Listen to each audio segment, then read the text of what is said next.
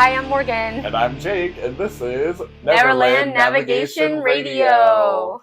where we put a spotlight on one of the histories of one of our favorite attractions here at Walt Disney World. Yeah. Each, I can't wait. Each week we get into some interesting histories of some of the things around the Disney parks. But for this episode, we're going to sit down and properly do some history about something that we mention all the time anyway. Sure. Right. This week is one of Jake's favorites. Is this your absolute favorite? No.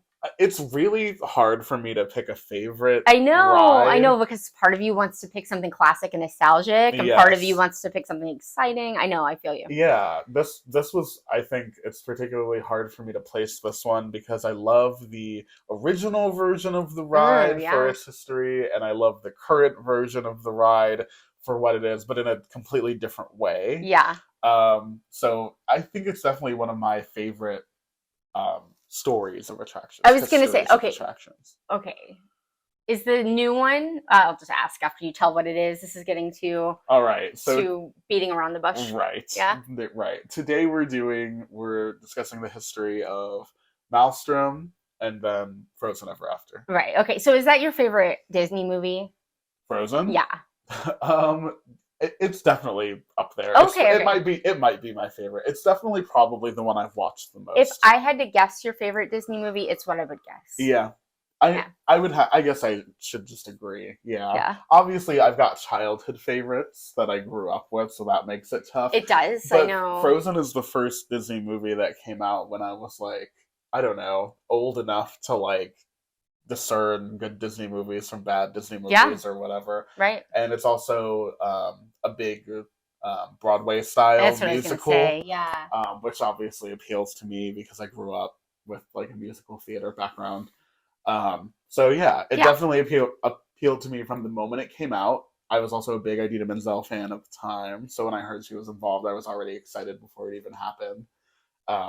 So yeah, it's definitely one of my favorites, but I did ride Maelstrom as a kid. Yeah. And I know that you rode Maelstrom. Yeah, Maelstrom was a kid. Yeah, Maelstrom was a family favorite of my family. So I did it every time we went to EPCOT. Yeah. Yeah.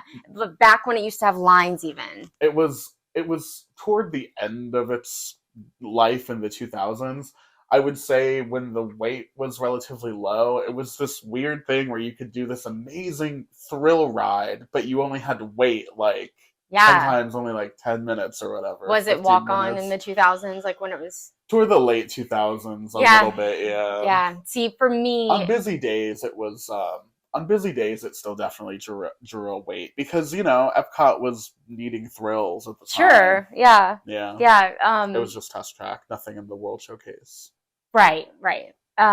Exactly. It was the only ride that was back there. So the Three Caballeros was back there. Yeah, but you're not getting thrills on the Three Caballeros, baby. No. Yeah. For me, my time with Maelstrom, like heyday, was in the 90s. Yeah. So back then, yes, it was popular. Yeah. I would consider that to be the regular operations of the ride, because toward the end of the ride's life, as we'll get into, they lost money to keep the ride up. So when that happens, when anything happens, there's a little bit of a degradation of quality. Yeah. But in the very beginning, things were also amiss, like with the opening of the ride in the 80s. So in the 90s, that was kind of the sweet spot. Yeah. Yeah, totally. All right, well, let's get into it, I guess. Okay. But before we do, one last thing. Okay. Please make sure, if you're not already subscribed to the podcast, it would be amazing if you could make sure that you're subscribed to the show so that you can see in your feed when the new episodes come out. Yeah, that would be awesome. And if you are on Instagram, if you could follow us on Instagram, that would be awesome. That would be sick. We've got a lot of content coming out showing you kind of our experiences with the topics that we're talking about, which is super fun. Yeah. So if you want to see a little bit of our adventures through the Disney stuff that we discuss so often, then you can see all the fun pictures and stuff on there. Yeah. Follow along on social media. Every episode I put in the descriptions, join the discussion on social media. So that's what you should do. Yeah. All right. So let's get into this. Okay. I love talking about stuff that we've both experienced. I know. It's a lot of fun. Yeah. The history of this one goes back super far. And that we both love. I love both versions of this. Me too. I really do love both versions of this. Unusual. And there are people who have very strong opinions about any ride that gets like Winnie the Pooh taking over for Mr. Toad. Yeah, or like us with the Great Movie Ride. Sure, yeah. Or I guess more me than you, but both of us a little at least. As time goes on, I miss the Great Movie Ride more, and I start to get a little angry at Mickey and Minnie's Runaway Railway. I'm sorry. It's not that I don't love or want that ride somewhere. I just don't want it there. Yeah. It would have been put it in Animation Courtyard. Yeah, is where they should have put it. Oh my god! In the old animation building that's now a Star Wars walkthrough museum. Yeah, there's or in Magic Kingdom. You know what I mean? I think there's a few places in Magic Kingdom it would make a lot of sense to put Mickey's first ride. I love where they put it in Disneyland. They put it in their Toontown. Yeah, that's right. We don't have Toontown, but we've got the circus. It would be fine back there, I think. With a Million 3 theme. Slight retheme. Oh, slight retheme area where they add it. It would be great. Whether it be Mickey's Birthday Land or Mickey's Star Land, Mickey's Toontown Fair, or Storybook Circus. And it was something else even before all of those things. I'm sure they could just change the name on it again to make it fit. It's funny. I just feel like I would go on Runaway Railway and love it like I should. Yeah. If it didn't take away. Me too. Something that but anyway, with this one, I love the old one. I love the new one, and I don't feel slighted. I do wish Maelstrom was still an option, but I get what happened. Yeah, but Maelstrom also is just so signature Epcot. It hurts to lose. Oh, I would go on it still if it was still there. Well, we'll get to do the VR experience one day, I'm sure. Yeah. I'm sure of it now. Yeah, well, especially sure of it now because I probably mentioned this on the podcast, but on the Disney Wish, the cruise, you could do VR rides in the kids area, when the you Oceaneers told me Club. That, all the hairs on my neck stood up. We've been talking about it forever. This is what we've been talking about the whole time. It's not what we've been talking about because the VR ride we got to go on was Thunder Mountain, which you can still go on. Right. But the technology. It's there. You guys are thinking. You just haven't quite gotten there yet. Okay. You just got to put the right movie in there. Yeah. Pop the right movie in that thing and you're good to go. All right. So from the very beginning of the World Showcase idea, which if you're not aware is actually something that predates the idea of Epcot as a theme park, they were planning to have the World Showcase as a standalone attraction within Walt Disney World, which is a cool idea. You mean Walt? Walt was thinking that? In the earliest plans for Walt Disney World, yes. The whole team, everybody had envisioned the World Showcase kind of being its own thing. It went through a couple of name changes back then, but something that was always part of those ideas was a Scandinavia-themed pavilion. So it goes all the way back to the very origins of Disney World, which is cool.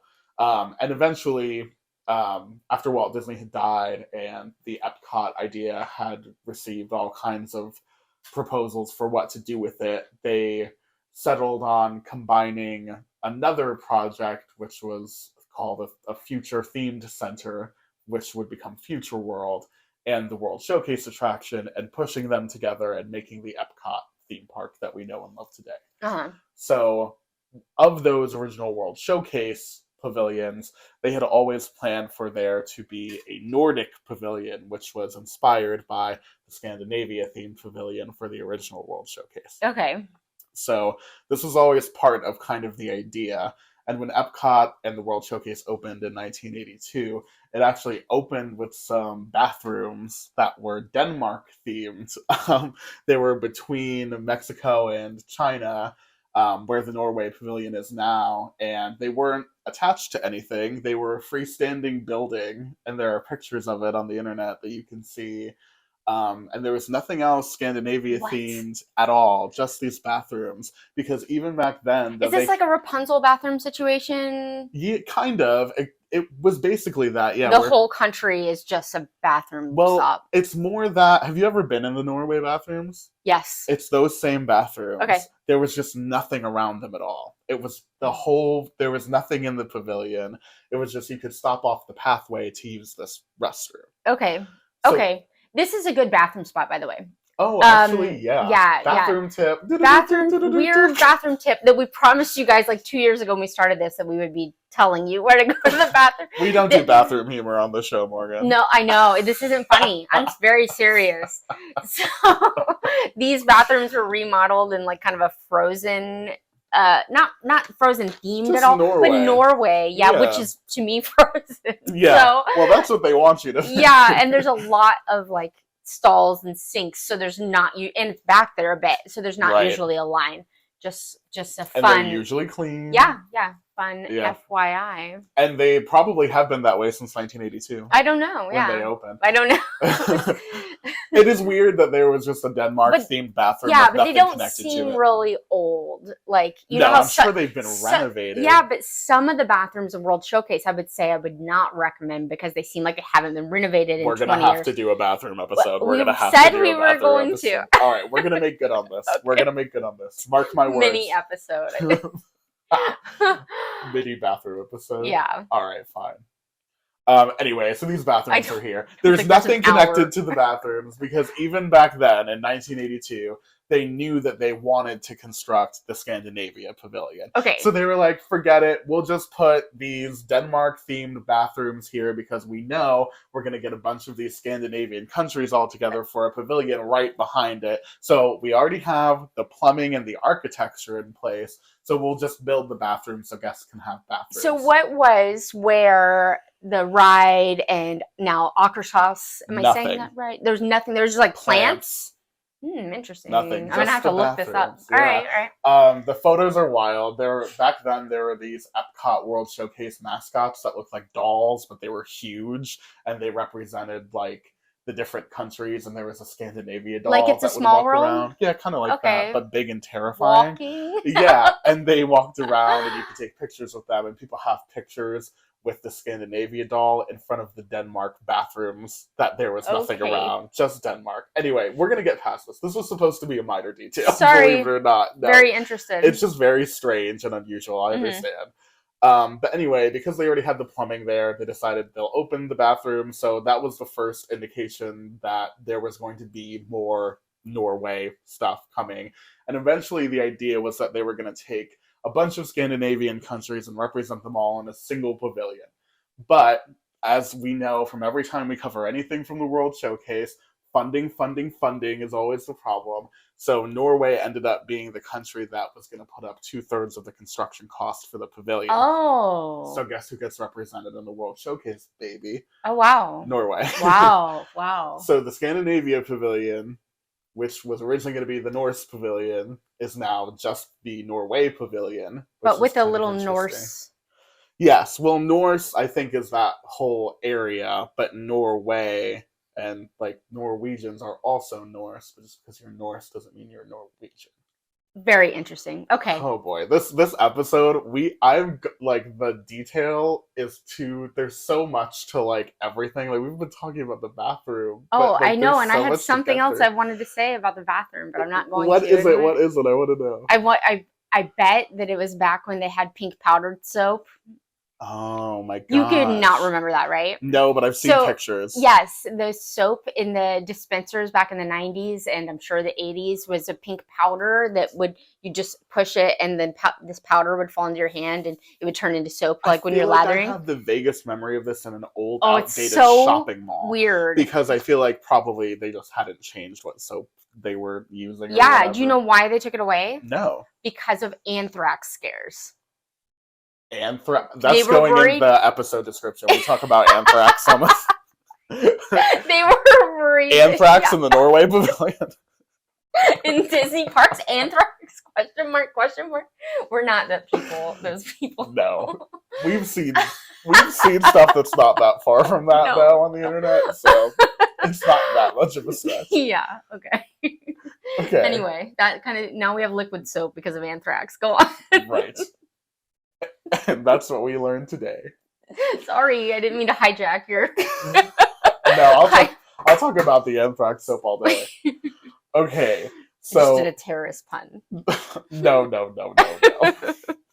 Okay, so after having these bathrooms for years, but there being nothing there, 6 years later, in 1988, the Norway Pavilion finally opens. Now that Norwegian investors have paid for 2/3 of the construction. So Norway, the country, paid for it, or so Norway, the country, did sponsor the operations of the pavilion for years, and I'll get into that. But something that I noticed when I was reading articles about this was that they were all careful to say that Norwegian investors had put up 2/3 of the construction. So I don't know what that distinction means. Probably not the government. Private investors. Yeah, interesting. And then they probably ended up selling their shares back to Disney for operation, because that's usually what happens when investors contribute to the operations of the park. Yeah. So it's like a loan. Yeah, kind of. Okay. Well, they're expecting to see return on that investment. So did they contribute to the making of the ride? The investors or the government? Either. I don't know if the investors contributed. It seems like that was like a financial dealing. Okay. But in terms of the Norway government, they absolutely did contribute. Something that Disney always tries to do is to get these governments to contribute to the pavilion. Sometimes it works, sometimes it doesn't.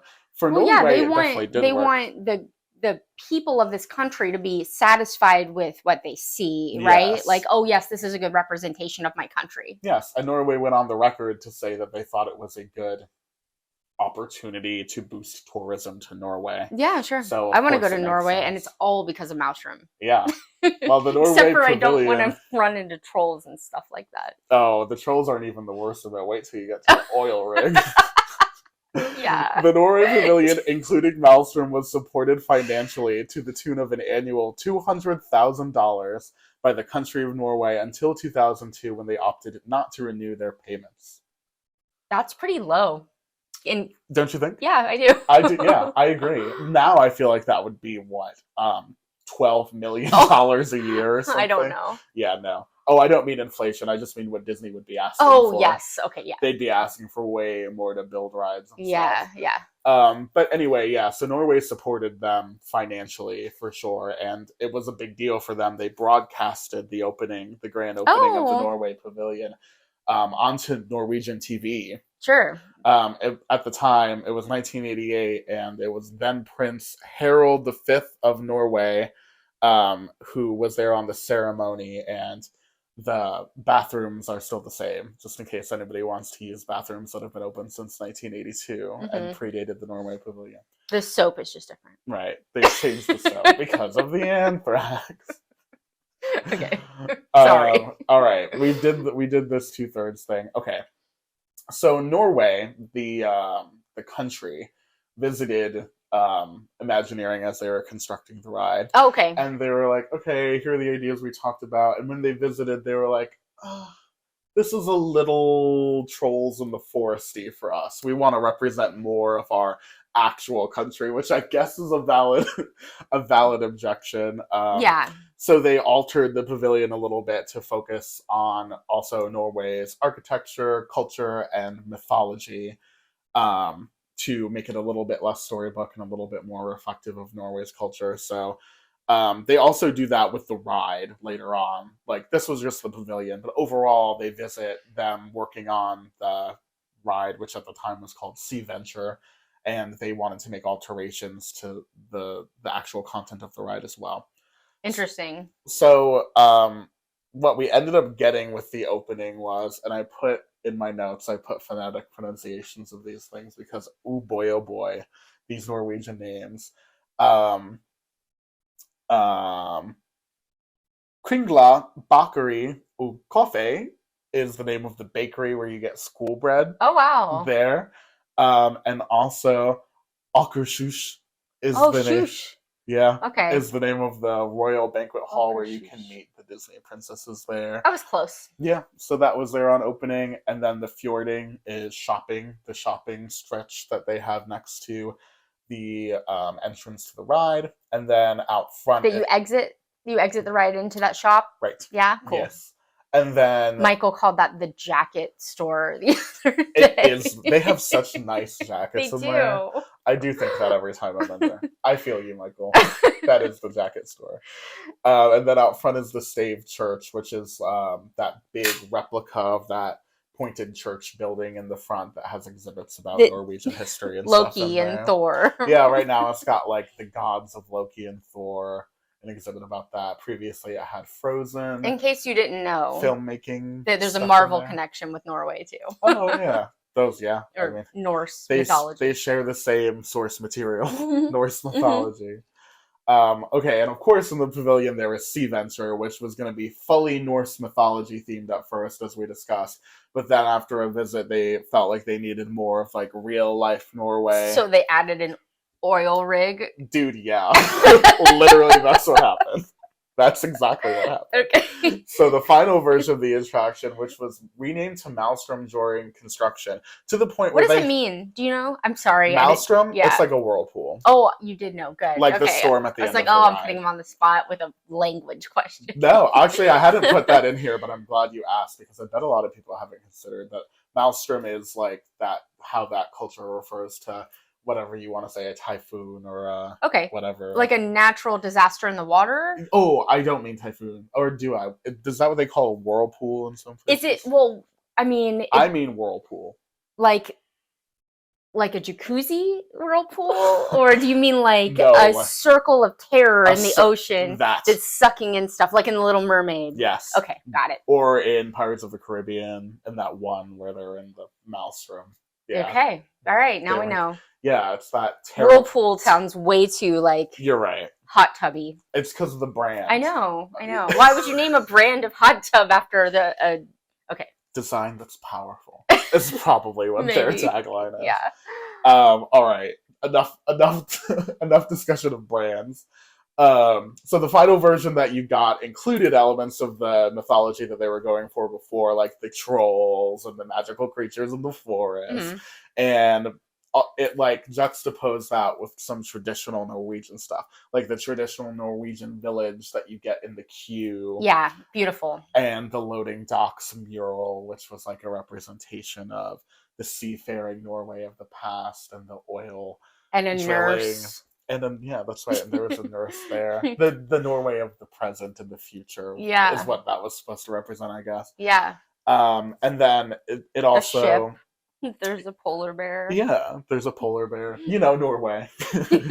And then they included elements like that were thrilling, like a 28-foot flume drop and an intense finale where lightning struck an oil rig. 28-foot drop? Yep.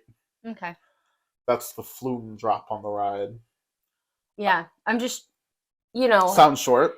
Yeah, well, but it is. Now it seems like it's nothing. You know what I mean? It's like the Pirates one. I thought it was such a big deal when I was a kid. And now I'm like... The dark really, I think, enhances making Now I'm just worried about getting wet. I know. Well, if you were worried about getting wet, you should have wrote it in 1988, and I'll tell you why. Okay. Well, first of all, the lightning striking the oil rig was an effect that they achieved by the activation of two insanely huge Tesla coils, which are those massive things you see in movies that conduct the massive bolts of electricity. Okay. So they would activate one of those and have it strike the metal rig. Wow. What? That's not an effect. That's like a real thing. That's a weapon.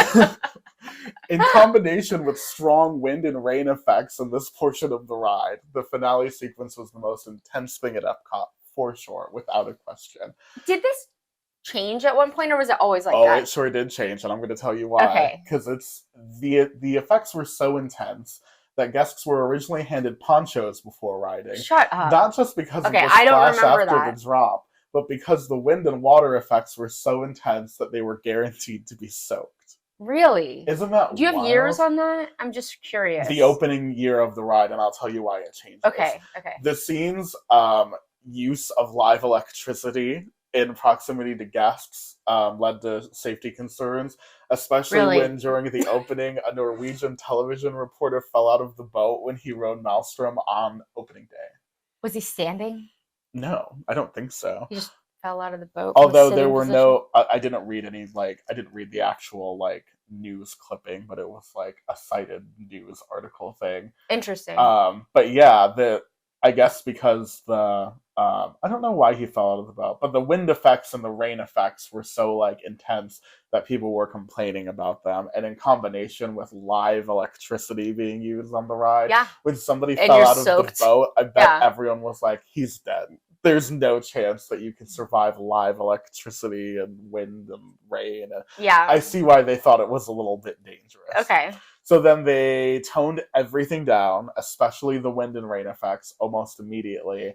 And then they replaced the live electricity effect with Disney's favorite replacement effect go-to, a strobe light. We all know it and love it. Disco Yeti time for the oil rig, I guess. Okay.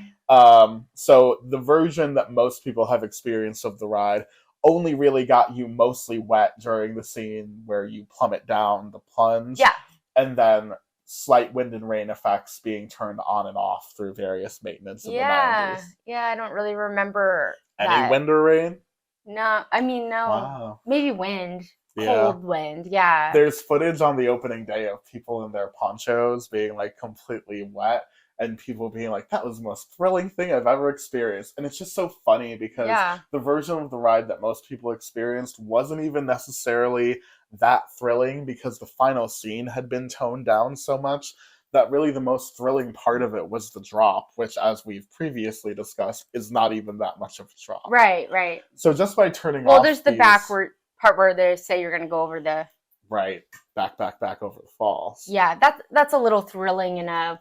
Will we actually... I mean, not really, but... Well, the most thrilling part about it was that the boats would, like, back up to an opening that they had made from the rock work on the exterior of the attraction. Coolest thing ever. It made it look like your, like, ride boat was about to, like, tip over the fall. Right. And from the outside, it looked cool. Yeah, you could see it from the exterior of the building. I think that really built, like, a sense of, like, anticipation. Yeah. So that was a really cool feature of... It almost reminds me of, like, World of Motion, where you could see the ride cars from the outside and get excited. Right. I think that's even like a signature of... now, yeah. And Test Track, which you can also hear Tower from forever away. Yeah. Oh, and Tower of Terror. Sometimes when I'm watching the Beauty and the Beast show, I just hear people scream at the top of their lungs. I'm like, oh, there you go, Tower of Terror. Okay. Okay, so you've got the drop into total darkness, and you've got that immediately followed by the oil rig scene with the live electricity and the water and rain effects, meaning the entire half of the attraction at the end was like super terrifying. So when I was a steps. kid, I had nightmares about the trolls, but not that. Really? Yeah. Wow. The trolls were definitely in like the quiet half of the ride, but they are kind of scary. I mean, I was scared of the trolls as a kid too. I probably was going on this ride like at it like infant level. You know what I mean? Oh yeah. I'm glad they turned off the electricity. You said it wasn't. It wasn't park opening. When did it open? Did 1988. You say? Okay, yeah. Well, then no, so not infant level, but yeah. So from a very young age, I think you can be scared by anything. Anyway, totally. Yeah. And I remember being creeped out by the trolls, but even as a kid, I was terrified of the oil scene. Although they had already turned off most of the like terrifying effects, I just thought the strobe light and the darkness of that room and like the mist effect, which was practically nothing when I rode it. I think it's eerie. That room is eerie. It is spooky. Do those trolls have names? You know how Gertie, like the dinosaur in Echo Lake and MGM / Hollywood Studios has a name, and I didn't know that until I was an adult. Yeah. They do have names? They don't have names. Isn't that a little bit sad? I think we need to name them. Although they're some of the most recognizable kind of characters from EPCOT past attractions, they don't have names. Although their lines, I would say, in the attraction are instantly recognizable.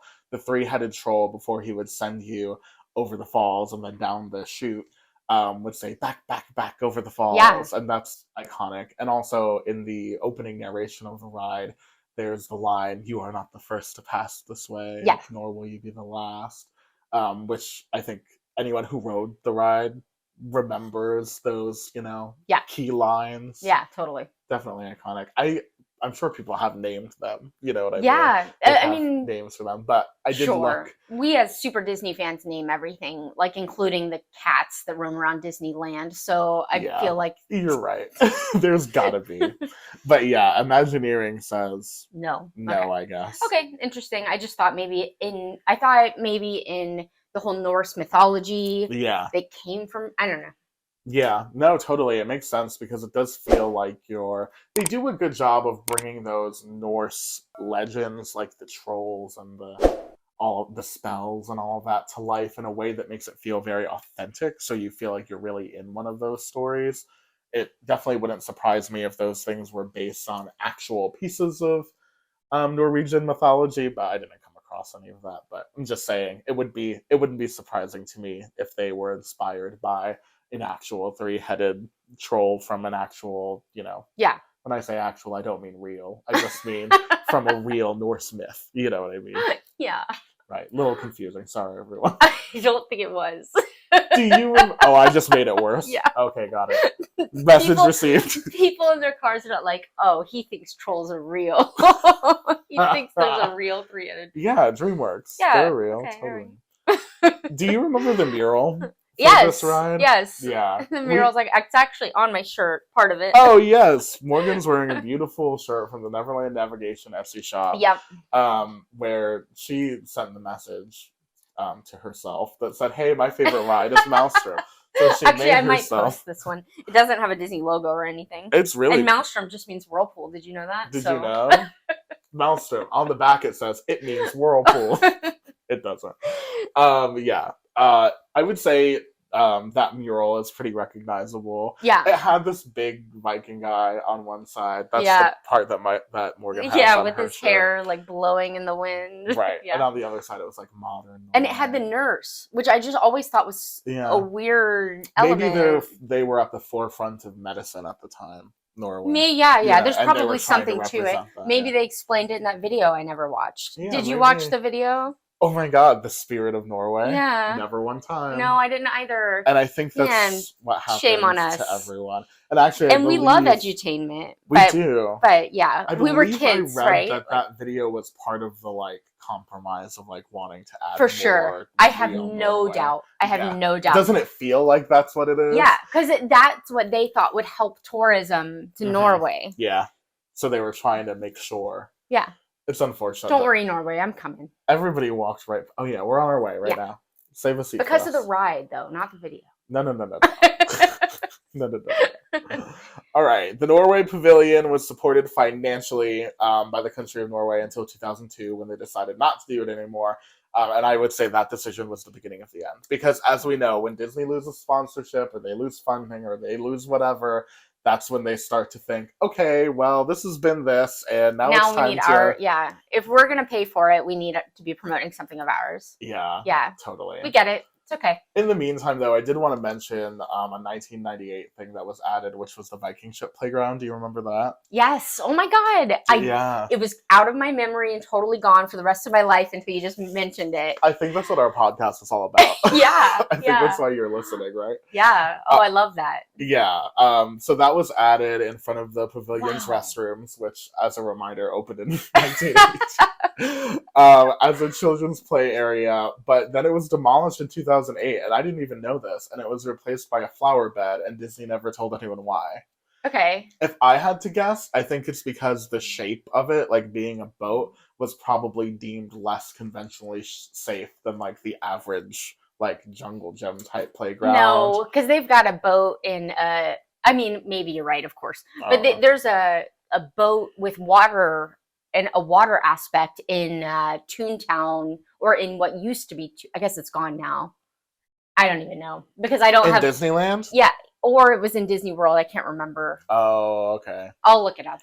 I don't. They never gave a reason why, so I was just speculating. I honestly have no idea, but neither does anyone else unless they worked at Disney at the time. Yeah, I could see them just getting rid of. Don't you feel like playground type areas have kind of slowly gone away? I mean, that's fair. Honey, I Shrunk the Audience. Yes, playground. And it could be.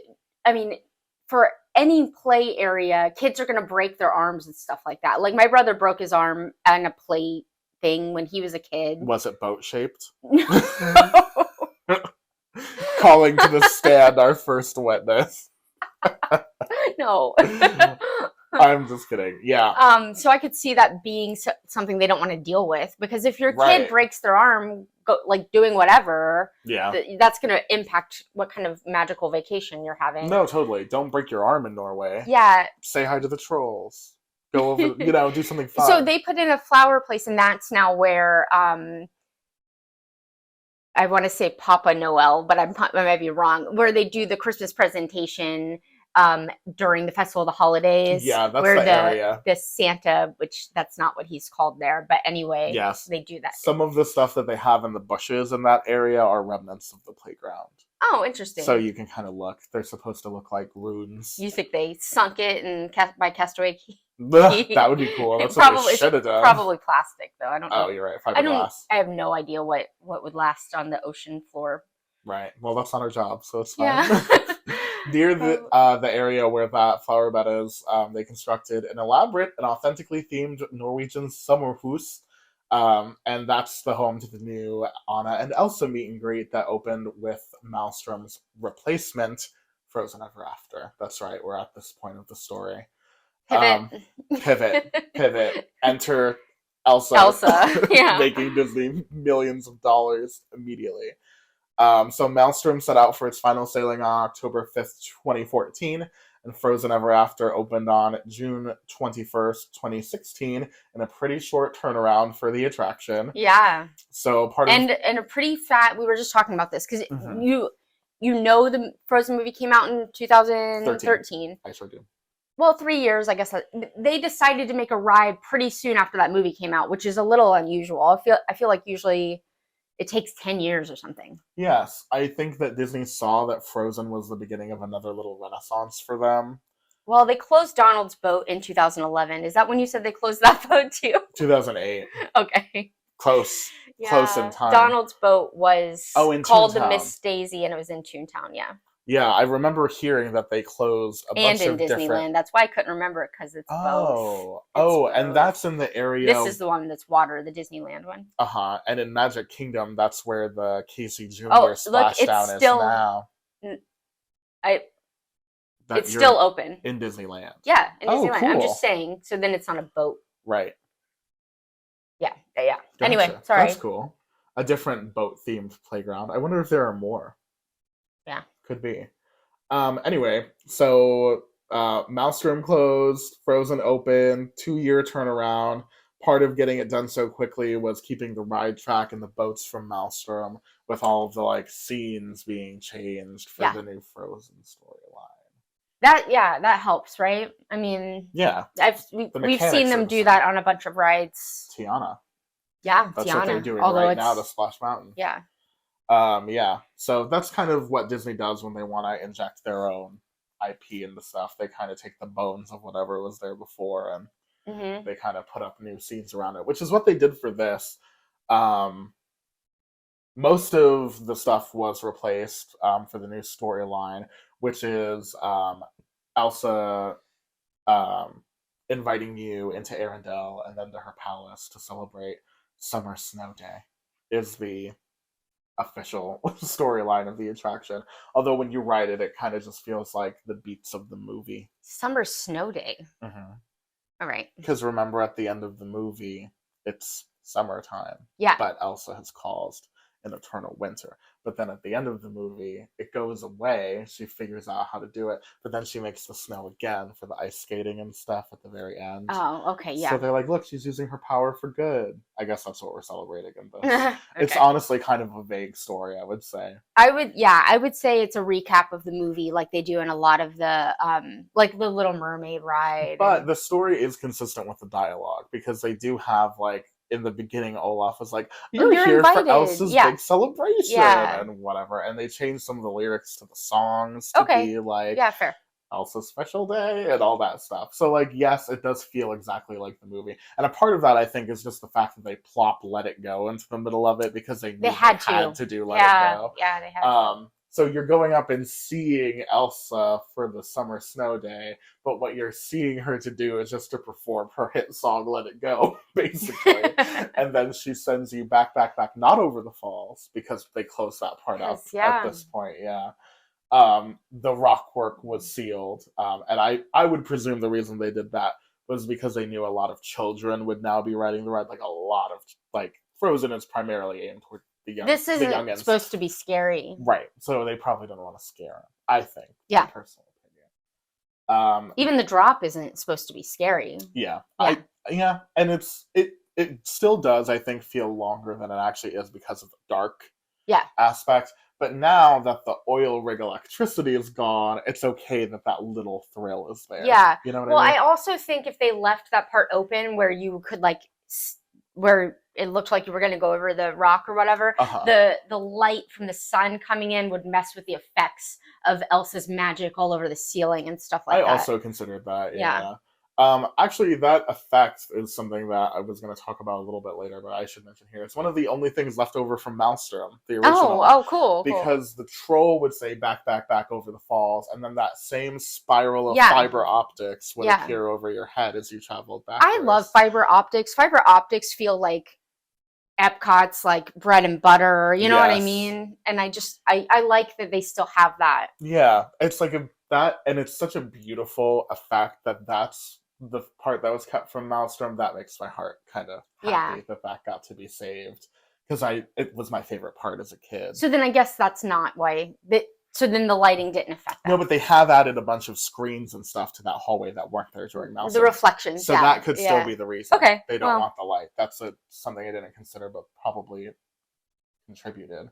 The voice cast from the film returned to record for the new attraction, which weird I love. When that doesn't happen. Weird when that doesn't happen. Really? You don't want to be immortalized in a Disney ride? That's Tom Hanks' brother. Yeah.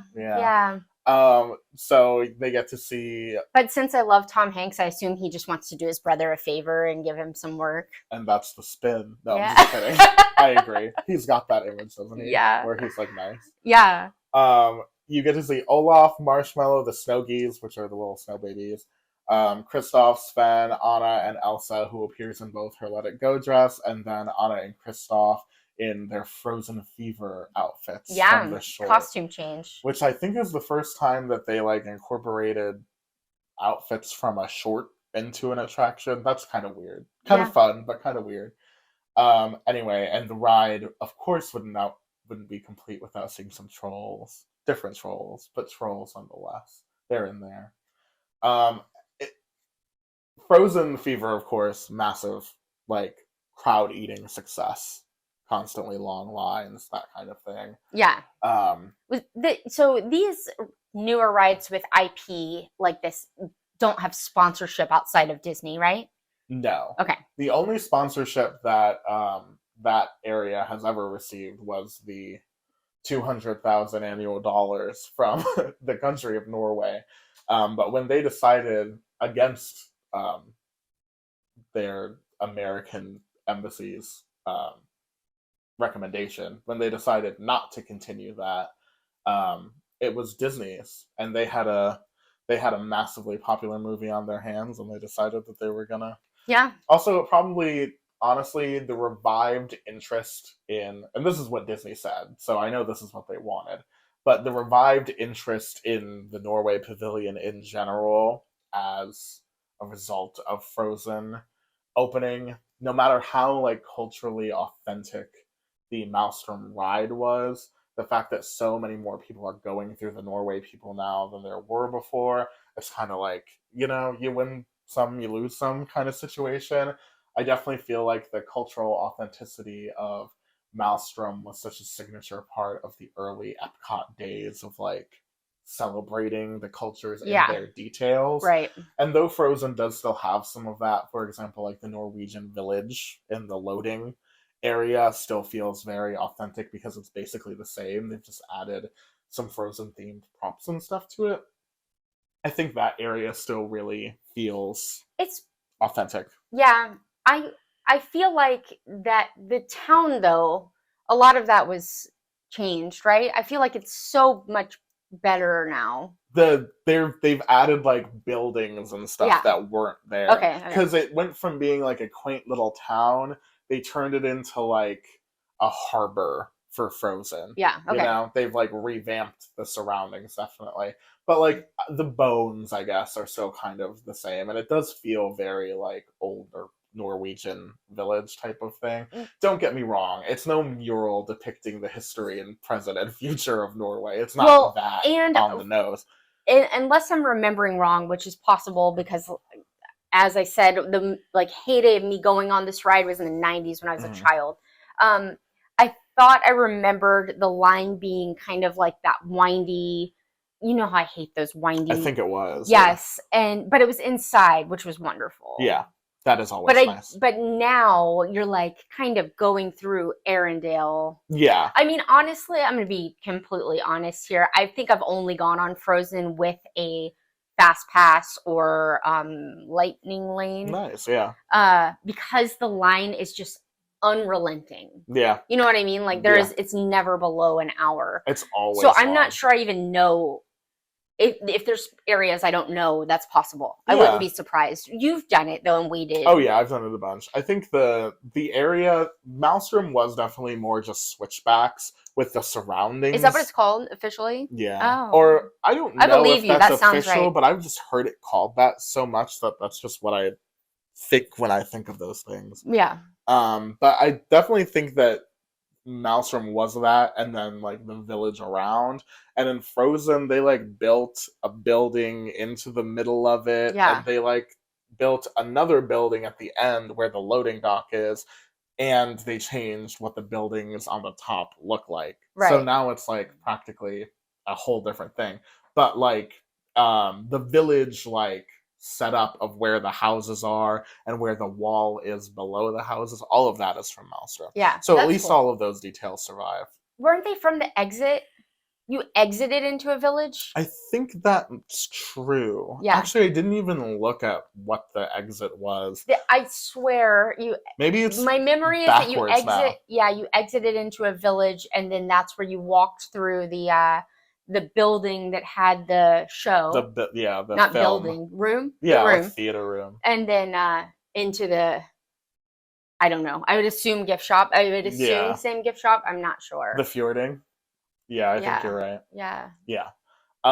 Yeah, I should have looked at a layout.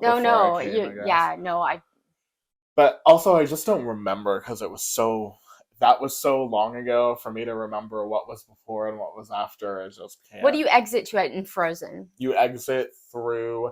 Well, you exit. I know you wind up in the gift shop. You exit in the same space that you enter. Then that makes sense. And then you go through a hallway that takes you to the gift shop. That makes sense. So probably that theater room was turned into extra line. The queue in the beginning. Yeah. I agree. I think that makes it would have sense. To, and they still have a line outside because it's Frozen. Yeah. There we go. All right. Now we've got a lock. So is this exact ride in any other of the parks? I'm glad you asked. It was the first Frozen Ever After. But it's since been duplicated in Hong Kong Disneyland. Duplicated? Yeah. Yeah? In 2023. Oh my gosh. Yeah, super recently. They got the World of Frozen, which is a land. Is that what it's called? Yeah. That's what it's called. It has a different name in every single park. I learned that doing research for this, and I was like, really? But yeah, in one place it's called the World of Frozen, in one place it's called the Kingdom of Frozen, and in another place it's called the Kingdom of Arendelle. Very interesting. Yeah.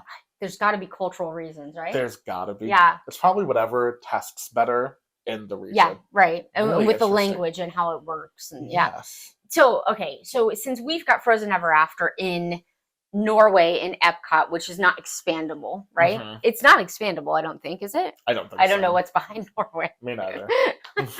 Anyway. Let's ask. Do you think that means we won't get a Kingdom of Frozen Arendelle? Oh, it's tough. I mean, not that they haven't done this before with like Star Wars. Yeah, like built out, right? Well, had this a Star Wars attraction already, and then they built Star Wars Land in a completely, not totally completely, but different spot. I hope that's not what they do. The Hong Kong Disneyland one, the Hong Kong Disneyland World of Frozen is awesome, and it's Frozen Ever After is basically exactly the same as ours, except they have updated animatronics that have fully articulated faces instead of like the interior screen projection faces that we have, which have turned out to be a little bit technically spotty. Sometimes they don't work, which sucks. But it's cool that they look good though. Invested. Yeah, they are still like the first time I rode that ride, I was so impressed. Mind blown. By the clarity of the projection. Well, and the smoothness of the movement of like Olaf ice skating and the way that Sven moves. The Olaf figures in that ride are beautiful. So when it comes to do I think that we'll ever get a World of Frozen, I think it's more likely that World of Frozen is included eventually as part of Disneyland Forward, which is the Disneyland proposed expansion that they're duking it out with the city of Anaheim right now. If that goes forward and Disneyland expands in a big way, I could see World of Frozen being announced for Disneyland, especially with Frozen 3 coming up. Because Bob Iger says we're getting Frozen 3. So that means they're going to be promoting Frozen again. Maybe they'll announce if Disneyland Forward is sorted by then. Maybe that there. If we do get it in Orlando, I would imagine that it wouldn't include Frozen Ever After, obviously. So I'm thinking maybe Magic Kingdom expansion or Hollywood Studios expansion that doesn't have Frozen Ever After, but instead has the Wandering Oaken roller coaster that exists in the world of Frozen in Hong Kong.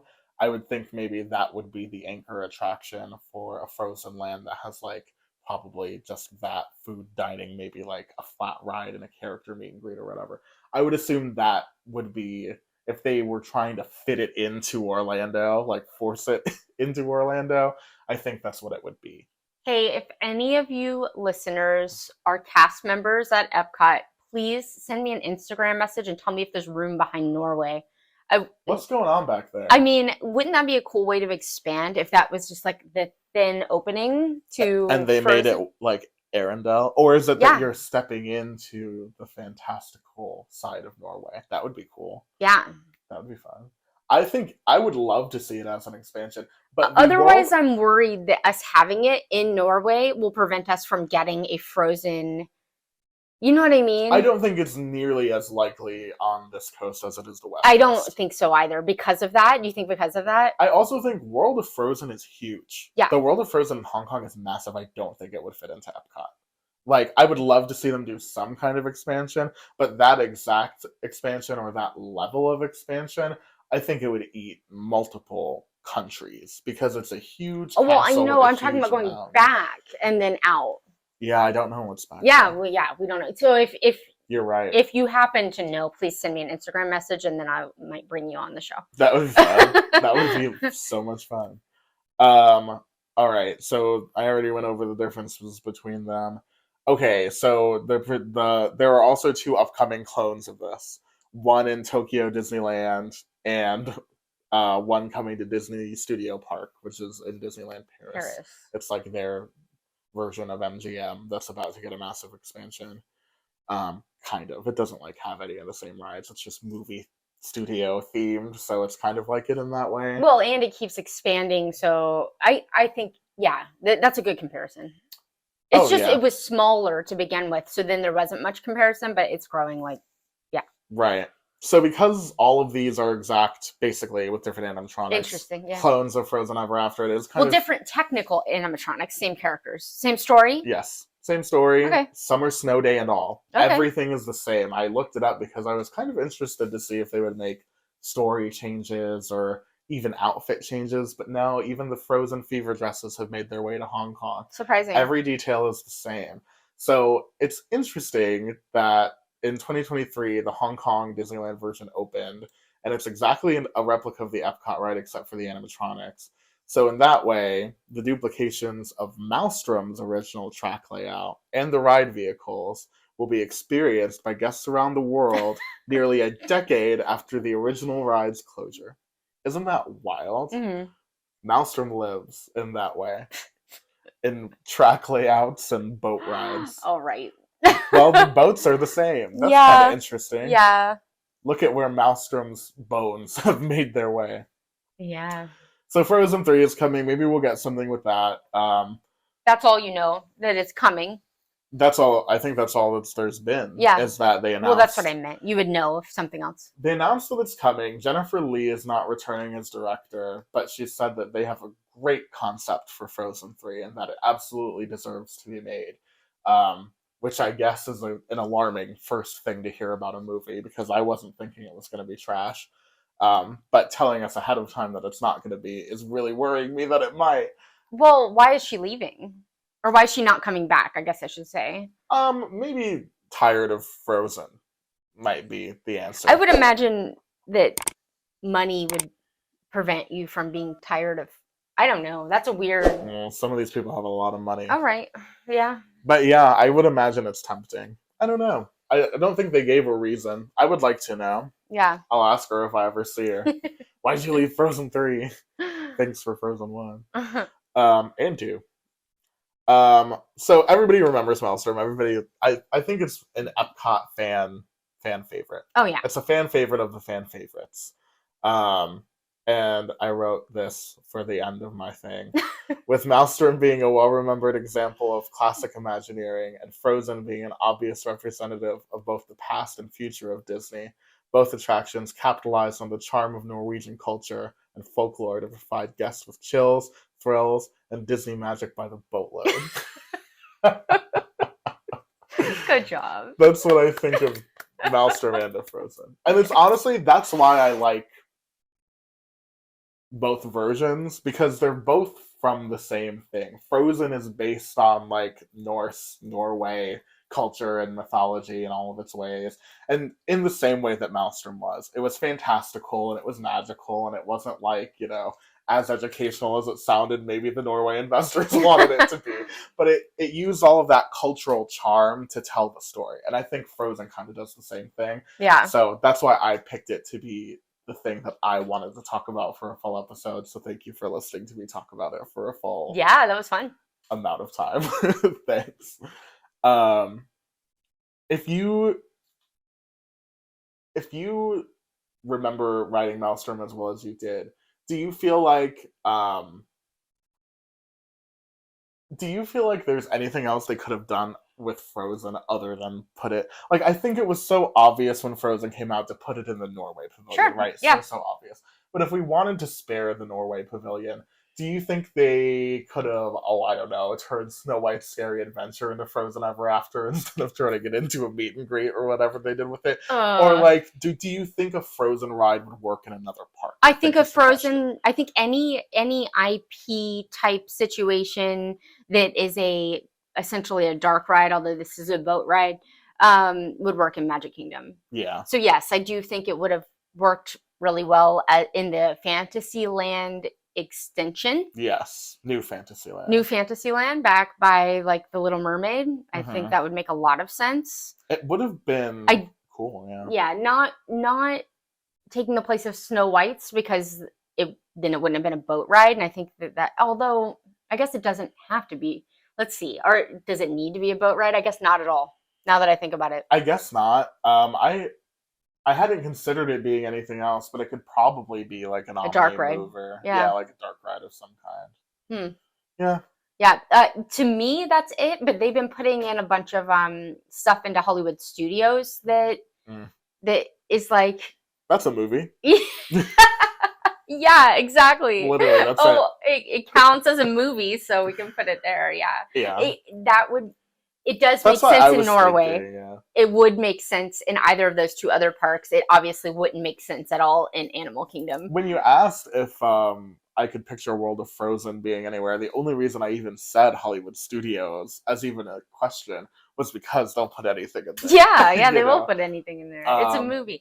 And they've already got Frozen in that park. They've got a Frozen show. They've got the Olaf meet and greet. Like, Frozen is already represented, and I feel like doubling down honestly would make sense in the way that they doubled down on Star Wars and had Star Tours and then more Star Wars stuff. Yeah. You know, they would have the Frozen show and then add some more Frozen stuff. That that I wouldn't be that surprised. Right. There's no Frozen ice skating show. This is just occurring to me now for the first time. Why didn't we ever do that? Yeah, you're right. That doesn't make any sense. That doesn't make any sense. Although I'm sure that it's part of the touring ice skating, Disney on Ice. Oh yeah.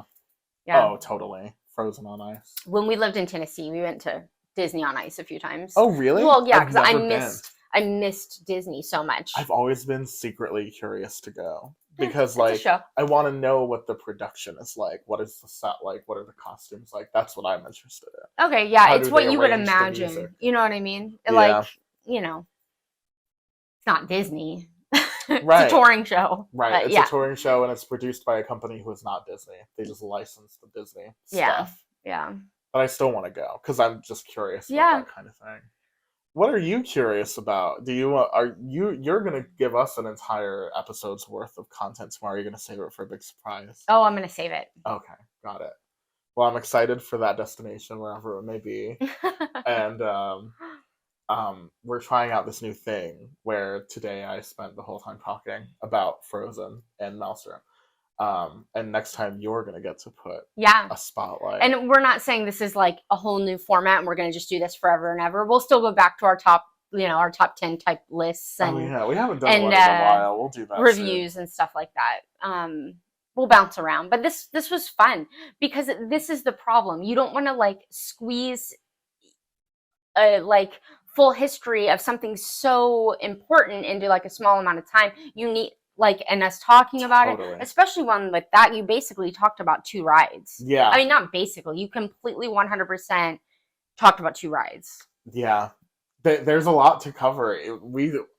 Just imagine if I can talk about bathrooms for 10 minutes. I was just about to say, do you know how interested I was about this bathroom thing that we talked about? Like, I couldn't not talk about it because it's so weird that there were bathrooms 6 years before the rest of the pavilion was built. Yeah. That is so wild. I love EPCOT because it's so weird. It's so weird. It's so weird. The history of EPCOT is so weird. The beginning stuff, a lot of it is weird. The way that it has evolved is very weird. I'm like a big fan of not original, but like old school EPCOT. But I also love the new stuff, so it's hard. It's hard. Well, yeah. Well, I mean, it's good that I'm not taking a side, because some people will take a side and then hate all the new stuff. You know what I mean? And that's part of why I wanted to like cover both rides, is because it's interesting to see how we got from one to the other, and you start to realize that they're not even that different. Right. Frozen and Maelstrom. I think not. For me, I am down for them to add rides to every country that include their IP and movies that they're making that are based in that country, that they're doing the research for, and that it's a good representation of the country. Yeah. It's weird to me that the first one they did took out the only ride, not only, the best ride of 2 rides in World Showcase and replaced it. That's weird. Like, why not start with France? They eventually got the Ratatouille ride. Well, I mean, it wasn't out yet, probably. But anyway, was it? Ratatouille? Yeah, it was. Oh, yeah, it was out before Frozen. Anyway, sometimes my Yeah. Anyway, it's weird to do a replacement immediately instead of doing some of the ones in the other countries that I feel like they could have started with, but it definitely smacks of, we have a runaway hit. What can we do to immediately plump it into the theme park? Guess. Wait, what did you say? It took 2 years? 2 years, yeah. Is that fast? For turning around an entire attraction, it's faster than... Fast-ish, yeah. Okay. It's no Rocket Rods, which I think took over the People Mover track in Disneyland after what did I say, 6 months or something? Yeah. That's fast. Well, and that... But they learned, us, exactly. That's too fast. Yeah, too fast. So I guess 2 years is fine. But like, I would be happy with them adding new stuff. Doesn't bother me at all. You know what I mean? At least there's no replacing. Yeah. I would love to see like Big Hero 6 in Japan. Yes. Oh my God. Great first one to mention. Like, how that sounds epic. That would be cool. Rapunzel being in Germany or Snow White. I mean, again, I don't know if they would do that. They would probably do Rapunzel. You know? She's, I guess, more relevant if you had to pick. Yeah. And, like, I would love a Tangled boat ride. I would too, and they've already got a lot of this. So why not start there? I don't know. But I would love, because I think it's literally because they looked around and said, "What can we do to get this making us money in the theme parks immediately? Right now, like yesterday? What can we rip out?" And I agree that maybe there were even some other things that I would rather them have ripped out than Maelstrom. Yeah, because that's a pretty big loss to lose like a historic thriller attraction. I'm not going to be torn up. I hope I don't get any hate mail if they change the ride in Mexico to Coco. Like that makes sense to me. I love Coco. I think it'll be fine. Maybe once or twice I'll go back and watch the Three Caballeros on YouTube as a remember when kind of moment. Yeah. But even then, I mean, even now, if you go to it, that's kind of like, man, this stuff is. It feels like a ride they're going to close any minute. Yeah. They just, after a while, when things just don't fit aesthetically anymore, it feels like it was made forever ago. Yeah. That's what happened to Wonders of Life. They lost their sponsorship. Not that this is a sponsorship thing. This is really just a time has passed kind of thing. But when Wonders of Life lost its sponsorship and all of the stuff in there very clearly was so dated to the 80s, it just felt like it was going to close any minute because they hadn't touched it for decades. And that's kind of what it feels like in that Three Caballeros. It does, and that doesn't mean they're going to. So, I mean, we never know. No. I'm sometimes surprised by what makes it. But yeah, Coco was big, but not as big as Frozen. If they get another, it's still pretty big though. Oh, it is still pretty big. If they get another runaway hit of the magnitude of Frozen, I would not be surprised at all if whatever country that hit is set in is the next. If we've got a World Showcase pavilion for it, then. And I think we pretty much have a movie for every country. Oh yeah. The only one that I would say might not be ride-worthy is I don't think the Turning Red movie did very well, which would be Canada's option. And Brother Bear, which I liked a lot. I don't think, was that Canada or was that the Northwest America? Oh, I honestly don't remember. Okay, well, Brother Bear was a long time ago. Yeah, it was a long time ago. I'm on my way. Yeah. Yeah, that one I also don't think did as well as they were. Like, we don't see it at all. It's not in the fireworks show or anything. There is actually a little statuette tribute to it in the Grand Floridian Hotel. Really? Yeah, where? Over in Disneyland. I don't know. I saw in Disneyland. Yeah. No, Disney World. You said Grand Floridian. Oh, but I mean Grand California. Oh, okay. Thank you for knowing what I meant to say.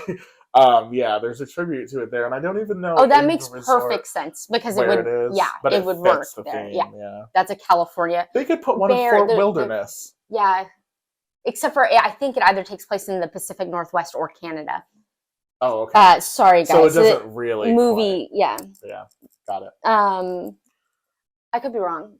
No, I could be wrong. It could have taken place in California, and now I feel bad. But movie knowledge is not what you came here for. Maybe not a Turning Red attraction, but it would be cool if they had what was the band in that called? Boys for Now? No. What was it? Boys? Oh my gosh, this was just on a trivia. Four Town. That's it. Yeah, Four Town. You got there. You went from something that sounded nothing like it. It was another. I don't even remember what the first thing I said is from, but it's another. I did remember when that question was asked on trivia on the last cruise I went on. Oh yeah. It'd be cool if they had like a boy band show, like a Four Town show. That would be a cool. That would be cool. I don't know if that.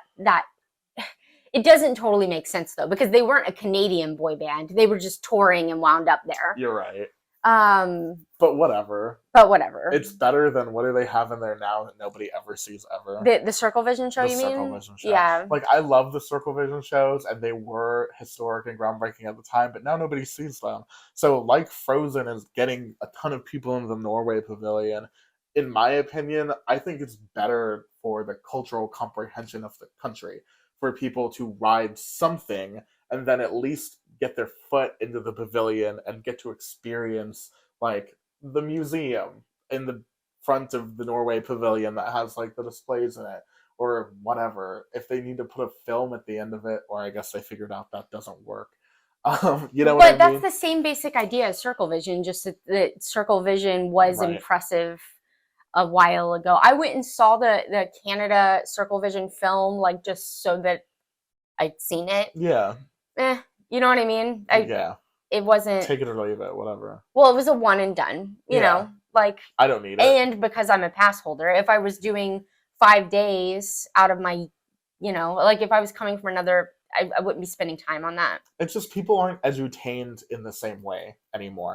They might wind up with a movie that takes place in Canada in the future that works out a little better. That'd be cool. I just don't think Turning Red did very well. You're right. I don't know that. But maybe I don't know. Yeah. This is just installment 1 of the IPification World Showcase, I guess. But hey, at least we got a good ride out of it. Yeah. At least it's not bad. If it were like terrible, and I love the Remy ride. Together. Oh, Remy's Ratatouille Adventure. Yeah, we should. We'll cover that ride in some form one day. We've basically never even discussed it. Mm-hmm. But yeah, we like it. It's fun. I like it. Yeah, I would describe. I love it as the movie. Like a cute little fun dark ride. Yeah, it's not like Pirates or whatever, but I don't think every ride needs to be Pirates either. Well, it is for the newer generations because that ride always has like an hour-long line or more. Oh yeah, it's very popular. So for kids growing up now, that's going to be one they're nostalgic about. Maybe more so than Pirates. I'm already nostalgic for the Ratatouille movie. Yeah, I like that movie a lot. Anytime it comes on, I watch it. Yeah. Just because, I like the music in it. I like the atmosphere. I like the animation. Anyway, we've gone on for long enough, I think. Thanks for listening to us blab about Maelstrom and Frozen for a while. Obviously, we've got strong feelings about everything. Thank you for listening. And if you're watching on YouTube or you want to, head over to our YouTube channel, Neverland Navigation Co. And you can subscribe to our YouTube channel there. And then you'll get to see our smiling faces laugh about anthrax and bathroom hand soap and mostly Disney stuff, but sometimes that. Yeah. Well, that's Disney. I mean, not anthrax, but the pink powder soap. No. The pink powder soap was Disney. Yeah. They did that to us. Yeah, it was gross. Where can they join the discussion? You can join the discussion apparently on Instagram. Yes. Of course. Neverland Navco. Mm-hmm. And we're on Facebook. Yeah. And we have an Etsy shop called Neverland Navigation. And I am starting to do travel agent work. So if you are looking to book a cruise or a Disney vacation, shoot me an email at neverlandnavigationco@gmail.com. Yes. Yeah. I'm specializing in cruises, not just Disney cruises, believe it or not. Also doing royal and celebrity and princess. But she recommends a Disney cruise. But I do love a Disney cruise. I can send you lots of trivia so that you can become the winner of all the medallions like I am. Ooh, an enticing offer, truly. Yeah. So that's the email. It's neverlandnavigationco@gmail.com. There's no one I would trust with my vacation more than Morgan. Oh. She's planned so many aspects of. I've been doing this for free for so long. Yeah, we both have, but Morgan is so good at it. Back when FastPass Plus was a thing is when I really started to realize how on top of reservation stuff Morgan is, detail oriented, and it completely enhanced our Disney experience so much when we would go together. So if you want that level of care put in your vacation, then that's where you go to and get it's your free. trip planned. Yes, and it's free to you. Right. So I'll get you the same price or better that you can find online. So no reason not to, really. Enhance your Disney vacation today. Yeah. And in the meantime, just until Morgan tells us about an attraction next week, we'll see. Oh. Was there more? I think that was it, actually. So until Morgan tells us about another attraction, we'll see you on our next adventure. Goodbye.